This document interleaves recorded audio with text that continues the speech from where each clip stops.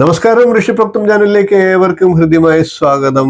നമ്മളുടെ ഭാരതത്തിൽ ഹൈന്ദവീയമായിട്ടുള്ള ഒരുപാട് അതിവിശേഷപ്പെട്ട അറിവുകളുണ്ട്. അത്തരത്തിൽ നിരവധി അറിവുകൾ ഞാൻ ഈ ചാനലിലൂടെ അറിയിച്ചിട്ടുണ്ട്. എന്നാൽ ആരും അധികം ചർച്ച ചെയ്യാത്ത, ആരും പറയാത്ത ഏതാനും അറിവുകളെ നിങ്ങൾക്കായിട്ട് കഴിഞ്ഞ ഒരു ദിവസം വീഡിയോയിലൂടെ പകർന്നിരുന്നു. അതിന്റെ തുടർച്ചയായിട്ട് നമുക്ക് ഇപ്പോൾ ഏതാനും അറിവുകളെ കൂടി നിങ്ങൾക്കായിട്ട് അവതരിപ്പിക്കാം. നിങ്ങളിൽ പലർക്കും ഈ അറിവുകളൊക്കെ അറിയാമായിരിക്കും, എന്നാൽ അതിവിശേഷപ്പെട്ടതാണ്. അറിയാത്തവർക്ക് വേണ്ടി അതിവിശേഷമായ ഈ അറിവ് ഞാൻ നിങ്ങളിലേക്ക് എത്തിക്കുന്നു. വീഡിയോ കണ്ട് സപ്പോർട്ട് ചെയ്യുക. ചാനൽ ഇതുവരെ സബ്സ്ക്രൈബ് ചെയ്യാത്തവരാണെങ്കിൽ ഒന്ന് സബ്സ്ക്രൈബ് ചെയ്യുക. നിങ്ങളുടെ ലൈക്കും കമന്റും ഷെയറും സബ്സ്ക്രൈബും ഒക്കെയാണ് എനിക്ക് കിട്ടുന്ന ഏറ്റവും വലിയ പ്രചോദനം. നിങ്ങളുടെ പ്രോത്സാഹനം പ്രതീക്ഷിച്ചുകൊണ്ട് ഇന്നത്തെ വീഡിയോയിലേക്ക് നമുക്ക് കടക്കാം. ലോകം മുഴുവൻ ഗണപതി ഭഗവാനെ ആരാധിക്കുന്നുണ്ട്. നമ്മളെ ഭാരതീയരല്ലാതെ ഒരുപാട് രാജ്യങ്ങളിൽ, നമുക്ക് കേട്ടുകേൾവി പോലും ഇല്ലാത്ത രാജ്യങ്ങളിൽ ഗണപതി ഭഗവാനെ പ്രത്യേകമായി ആരാധിക്കുന്നുണ്ട്. ലോകം മുഴുവനും ഒരു കാലത്ത് ഹിന്ദുധർമ്മം വ്യാപിച്ചു എന്നിരുന്നതിന്റെ ഒരു തെളിവാണ് അത്. ഓരോ രാജ്യത്തെയും അത്തരത്തിൽ ഗണപതി ഭഗവാന്റെ ആരാധന രീതിയാണ് ഇപ്പോൾ പറയുന്നത്. ശിലാഖണ്ഡ രൂപത്തിലാണ് ഗ്രീക്കിൽ ഗണപതി ഭഗവാനെ ആരാധിക്കുന്നത്.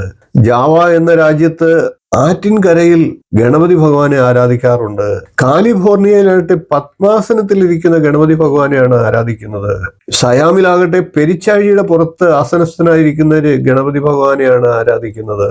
ടിബറ്റിലാകട്ടെ ഗണപതിയെ ദേവിയുടെ രൂപത്തിലും ആരാധിക്കുന്നുണ്ട് എന്നാണ് വിശ്വാസം. അമേരിക്കയിലെ ചില ആദിവാസി ഗോത്ര വിഭാഗങ്ങൾക്കിടയിൽ ഗണപതി ഭഗവാൻ വിളവെടുപ്പ് കാലത്ത് അവർക്ക് വിളവ് നല്ലതാക്കി കൊടുക്കുന്ന ദേവതയായിട്ട് കരുതി ആരാധിക്കുന്നു. ഇനി നമുക്കൊരു ഭൈരവ മഹാത്മ്യത്തെ അറിയാം. കാലഭൈരവൻ എന്നത് ശിവന്റെ ഒരു വിശേഷ രൂപമാണ്. ഭൈരവ രൂപം, 8 ഭൈരവ രൂപങ്ങളുണ്ട്. അത്തരത്തിലുള്ള ഒരു ഭൈരവ മഹാത്മ്യത്തെ നമുക്ക് ഇപ്പോൾ ഒന്ന് പരിശോധിക്കാം. ഭൈരവ വ്രതം എടുക്കുന്നത് വളരെ വിശേഷമാണ്. കൃഷ്ണപക്ഷത്തിലെ അഷ്ടമി നാളിലാണ് ഭൈരവ വ്രതം എടുക്കേണ്ടത്. തേയ്പിറ എന്ന് ഇതിനെ തമിഴിൽ പറയാറുണ്ട്. അന്ന് ചൊവ്വാഴ്ച കൂടി ഈ ദിവസങ്ങളിൽ വരികയാണെങ്കിൽ അതിവിശേഷമായിട്ട് പറയുന്നുണ്ട്. ഭൈരവമൂർത്തിയുടെ അനുഗ്രഹം വേണമെങ്കിൽ കൃഷ്ണപക്ഷത്തിലെ അഷ്ടമി ദിവസം ഉപവാസം എടുക്കുക. ഇപ്രകാരം 14 കൃഷ്ണപക്ഷ അഷ്ടമി ദിവസങ്ങളിൽ ഭൈരവ വ്രതം എടുക്കുന്നത് അതിവിശേഷമാണ്. ഉദ്ദിഷ്ട കാര്യസിദ്ധി ഉറപ്പായും ഉണ്ടാകുമെന്നാണ് വിശ്വാസം. നിങ്ങൾക്ക് ഏത് കാര്യം സാധിക്കണമെങ്കിലും ഭൈരവ ഭഗവാനെ വിളിച്ചു പ്രാർത്ഥിച്ചാൽ മതിയാകും. ഇത്തരത്തിൽ 14 കൃഷ്ണപക്ഷത്തിലെ അഷ്ടമി വ്രതമെടുക്കുക, നിങ്ങളുടെ അഭീഷ്ട കാര്യങ്ങൾ ഉറപ്പായിട്ടും സാധിക്കും. ഇപ്പോൾ നമുക്ക് ചെങ്ങന്നൂർ ദേവീ ക്ഷേത്രത്തിലെ ദേവിയുടെ തൃപ്പൂത്തുമായിട്ട് ബന്ധപ്പെട്ടിട്ട് ഒരു അതിവിശേഷപ്പെട്ട അറിവാണ്. തൃപ്പൂത്തിനെ സംബന്ധിച്ച അറിവുകൾ പലർക്കും അറിയാമെന്നല്ല, അതിൽ ചെറിയൊരു കാര്യം പലർക്കും അറിയാത്തതായിട്ടുണ്ട്. ആ കാര്യത്തെയാണ് ഇപ്പോൾ പറയാൻ ഉദ്ദേശിക്കുന്നത്. ചെങ്ങന്നൂർ ദേവീ ക്ഷേത്രത്തിൽ ദേവി വർഷത്തിൽ പല പ്രാവശ്യവും രജസ്വലയാകുന്നുണ്ട്.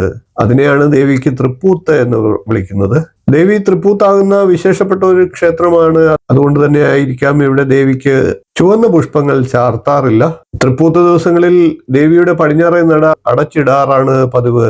ആ സമയത്ത് ദേവിക്ക് ഇരിക്കാനായിട്ട് പ്രത്യേകം ഒരു മുറിയുണ്ട്. സാധാരണ ദേവീ ക്ഷേത്രങ്ങളിൽ ദേവിക്ക് ചാർത്തുന്നത് ചുവന്ന ഉടയാടയാണ്. എന്നാൽ ഇവിടെ ദേവിക്ക് ചാർത്തുന്നത് വെള്ള ഉടയാടയാണ്. ഇനി നമുക്ക് ഭൈരവമൂർത്തിയുടെ മറ്റൊരു വിശേഷം പറയാം. ഭൈരവമൂർത്തിക്ക് നായയാണ് വാഹനം. ആ വാഹനമായതിന്റെ പിന്നിലെ ഐതിഹ്യത്തെയാണ് ഇപ്പോൾ പറയുന്നത്. ശൈവ സന്യാസികളായിട്ടുള്ള നായനാർമാരിൽപ്പെട്ട സോമാസി മാറർ എന്ന് പറയുന്ന ശൈവ സന്യാസി ഒരു യാഗം നടത്തുകയുണ്ടായി. ആ യാഗത്തിലാകട്ടെ ശിവഭഗവാൻ 4 നായകളെയും വിളിച്ചുകൊണ്ടാണ് എത്തിയത്. 4 നായകളും 4 വേദങ്ങളാണ്. ശിവന്റെ അംശമായിട്ടുള്ള ഭൈരവമൂർത്തിക്ക് വാഹനം നായയാണ്. എത്രയൊക്കെ അതിനെ അടിച്ചാലും തങ്ങളുടെ യജമാനരെ വിട്ടുപിരിയാത്ത ഒരു ജീവിയാണ് നായ. അതായത് ആത്മാർത്ഥതയുടെയും നന്ദിയുടെയും പര്യായമായിട്ടാണ് നായയെ കരുതുന്നത്. എന്നാൽ മറ്റുള്ളവരിലൂടെ തന്റെ യജമാനന് ഒരു ദോഷമോ പ്രശ്നമോ ഉണ്ടായാൽ മറ്റുള്ളവരെ വിരട്ടി ഓടിക്കാൻ നായ മടിക്കാറില്ല. നന്ദിയുള്ള മനുഷ്യർ എല്ലായ്പ്പോഴും തങ്ങൾക്ക് നന്മ ചെയ്തവർക്ക് വേണ്ടി പ്രാർത്ഥിക്കുമ്പോൾ ആദ്യം ഓർക്കേണ്ടത് ഭൈരവമൂർത്തിയെയാണ്. ഭൈരവമൂർത്തിയുടെ വാഹനമായിട്ടുള്ള നായയാണ്. തന്നോടൊപ്പമുള്ളവർക്ക് സംരക്ഷണം നൽകുക എന്നുള്ള ഉദ്ദേശത്തോടു കൂടിയാണ് ഭൈരവമൂർത്തി നായയെ വാഹനമായി സ്വീകരിച്ചത്. മണ്ണുകൊണ്ടുള്ള നായയെ വാഹനമായി സങ്കല്പിച്ചുകൊണ്ട് നായയുടെ രൂപം വാങ്ങി ഭൈരവമൂർത്തിക്ക് സമർപ്പിക്കുന്ന വഴിപാടുകൾ ചില ക്ഷേത്രങ്ങളിലൊക്കെ നിലനിൽക്കുന്നുണ്ട്. അങ്ങനെ സമർപ്പിക്കുന്നവർക്ക് പ്രതീക്ഷകളൊക്കെ നിറവേറാൻ സാധിക്കുമെന്നാണ് വിശ്വാസം. ഉത്തമമായിട്ടുള്ള ദിക്ക് വാസ്തുശാസ്ത്ര പ്രകാരം വളരെ പ്രധാനമാണ്.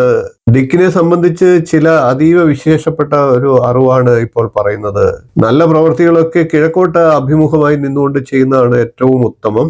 ആഹാരം കഴിക്കുമ്പോഴും ഉറങ്ങുമ്പോഴും ആകട്ടെ വടക്ക് ദിക്ക് ഒഴികെയുള്ള ദിക്കുകൾ നമുക്ക് ഉപയോഗിക്കാം. വേദപാരായണം ചെയ്യുന്നവർ തെക്കോട്ട് അഭിമുഖമായിട്ട് പാരായണം ചെയ്യുന്നത് ഉത്തമമായിട്ട് കരുതപ്പെടുന്നു. കൈകാലുകൾ കഴുകുന്നതാകട്ടെ പടിഞ്ഞാറ് ദിക്കിന് അഭിമുഖമായി നിന്നുകൊണ്ടാണ് ഉത്തമമായിട്ട് പറഞ്ഞിട്ടുള്ളത്. മലമൂത്ര വിസർജനം നടത്തുന്നത് വടക്ക് ദിക്കിനെ നോക്കിയിരിക്കുന്നത് ഉത്തമമാണ് എന്നാണ് വിശ്വാസം. യോഗാസനം, ധ്യാനം ഇവ രാവിലെ കിഴക്കോട്ടും മറ്റുള്ള സമയങ്ങളിൽ വടക്കോട്ടും വൈകുന്നേര സമയങ്ങളിൽ പടിഞ്ഞാറോട്ടും നോക്കിയിരുന്ന് ചെയ്യാവുന്നതാണ്. ഇനി നമുക്ക് സ്വർഗം പ്രാപിക്കുന്നവരെ കുറിച്ച് നമ്മളുടെ പുരാണങ്ങൾ പറഞ്ഞിട്ടുള്ള ചില അറിവുകൾ ഒന്ന് പരിശോധിക്കാം. മഹാഭാരതത്തിലാണ് ഈ കാര്യങ്ങൾ എടുത്തു പറഞ്ഞിട്ടുള്ളത്. ക്ഷമ, മനോബലം എന്നിവയുള്ളവർക്ക് സ്വർഗം പ്രാപിക്കാൻ സാധിക്കും എന്നാണ് വിശ്വാസം. കൂടാതെ മദ്യം, മാംസം എന്നിവയോട് പ്രതിബദ്ധി ഇല്ലാത്തവർ സ്വർഗം പ്രാപിക്കും. കൂടാതെ ചോദിക്കുന്നവർക്ക് അന്നവും ഉടുക്കാൻ വസ്ത്രവും നൽകുന്നവർ, മറ്റു ജീവികൾക്ക് തിന്മ ചെയ്യാത്തവർ, മാതാപിതാക്കളെ സേവിക്കുന്നവർ, കുറ്റവാളികളോട് പോലും കരുണയുള്ളവർ, ചോല, കിണർ, തണ്ണീർ പന്തൽ, സത്രം എന്നിവയൊക്കെ സ്ഥാപിക്കുന്നവർ, കോപത്തെ അതിജീവിക്കുന്നവർ, ഇവരൊക്കെ സ്വർഗം പ്രാപിക്കുമെന്നാണ് മഹാഭാരതം പറയുന്നത്. മഹാഭാരതത്തിൽ ഈ കാര്യങ്ങളൊക്കെ ഭീഷ്മരാണ് പറയുന്നത്. പൊതുവെ നന്മ ചെയ്യുന്നവർക്ക് സ്വർഗം ലഭിക്കുമെന്നുള്ളതാണ് ഭീഷ്മരുടെ ഈ വചനങ്ങളിലൂടെ നമ്മളുടെ പുരാണം വ്യക്തമാക്കുന്നത്. ഇതിഹാസത്തിൽ പ്രസിദ്ധി നേടിയിട്ടുള്ള നമ്മളുടെ ശബരിമലയെ കുറിച്ച് നിങ്ങൾ ഏവരും കേട്ടിട്ടുണ്ടാകും. ചിലർക്കൊക്കെ ഈ അറിവുകൾ അറിയത്തില്ലായിരിക്കാം. അവർക്ക് വേണ്ടിയിട്ടാണ് ഈ അറിവ് പകരുന്നത്. മണികണ്ഠനും ശബരിമലയും ഒക്കെ ഏതാണ്ട് അടുത്ത കാലത്തിലാണ് ജീവിച്ചത്. അതുകൊണ്ട് തന്നെ ശബരിമലയ്ക്ക് അധികം പഴക്കമില്ല എന്നാണ് പലരുടെയും വിശ്വാസം. എന്നാൽ ഇത് ഇതിഹാസങ്ങളിൽ പ്രസിദ്ധമായിട്ടുള്ള അതിപ്രധാനപ്പെട്ട ഒരു ഭാരതത്തിലെ സ്ഥലം തന്നെയാണ് ശബരിമല. ഉത്തരഭാരതത്തിൽ ഗംഗാനദിയും കാശിയും എന്നതുപോലെ തന്നെ പമ്പയാറും അതിവിശേഷപ്പെട്ട പുണ്യ നദിയാണ്, പുരാതന നദിയാണ്. ദക്ഷിണേന്ത്യയിൽ ഏറ്റവും പ്രശസ്തമായിട്ടുള്ള, ലോക പ്രശസ്തമായിട്ടുള്ള പുണ്യസ്ഥലങ്ങളാണ് പമ്പയും ശബരിമലയും.